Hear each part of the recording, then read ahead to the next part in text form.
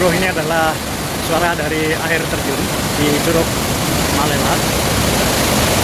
Nah, ini adalah titik destinasi akhir yang paling dekat dengan curug itu.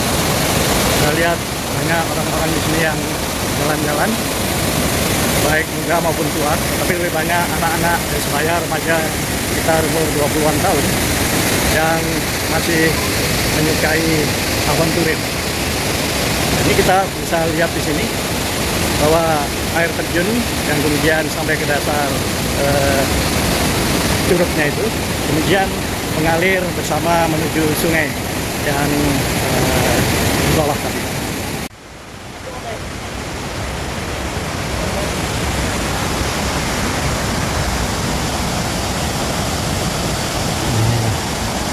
Oh, madu. Madu naon madu nyiruan oneng odeng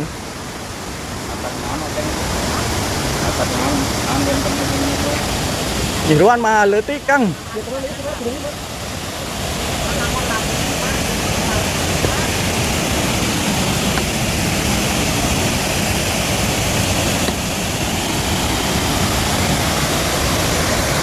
Di kunjungan di sini dibatasi sampai pukul 4 sore. Dan ini adalah air terjun di Curug Malela, dan hurufnya sendiri kemudian dicetak Curug Malela. Dan sayangnya apa yang sudah dibangun ini kemudian baik oleh masyarakat sekitarnya maupun oleh pemerintah daerah itu tidak mendapat perhatian, karena seperti jembatan itu, jembatan bambu itu memang terbuat dari besi. Yuk.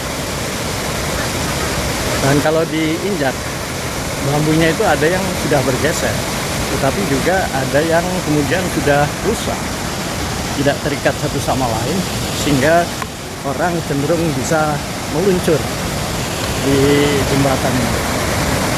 Dan maksud jembatan ini adalah menghubungkan antara daratan di Curug Malela ini dengan batuan yang ada di seberang yang banyak ditempati oleh pengunjung.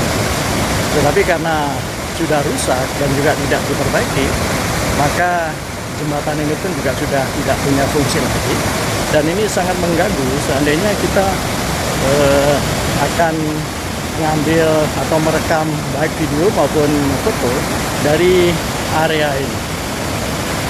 Maka kita akan view-nya akan membentur jembatan ini. Nah, karena jembatan ini sama sekali tidak artistik, maka hasilnya pun juga tidak. Dan ini sekilas dari pemandangan sekitar Curug Malela pada saat kami akan kembali mendaki ke tempat kami datang pertama kali di area parkir. Ini adalah madu yang menurut penjualnya ini berasal dari odeng. Odeng itu lebah madu yang besar. Kalau melihat dari sarangnya kemungkinan iya, karena odeng ini adalah lebah madu yang berukuran besar, jauh lebih besar daripada nyiruan.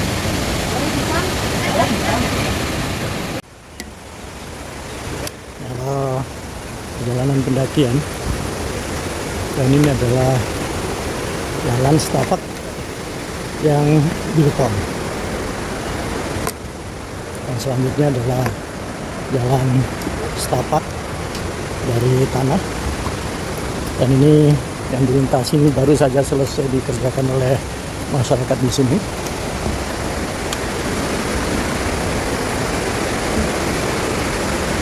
Berlanjut dengan dalam setapak yang kembali dibuat dari beton. Nah, ini bisa kita lihat bahwa bangunan-bangunan beton ini, tembok ini, itu akhirnya sama sekali terbengkalai.